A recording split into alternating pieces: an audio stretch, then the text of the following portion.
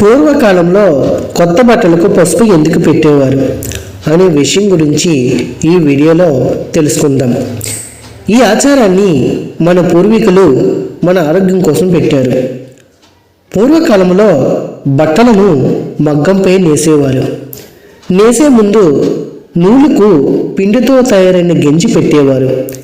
అలా గెంజి పెట్టి నేయడం వల్ల అనేక క్రిములు వస్త్రాల్లో చేరుతాయి.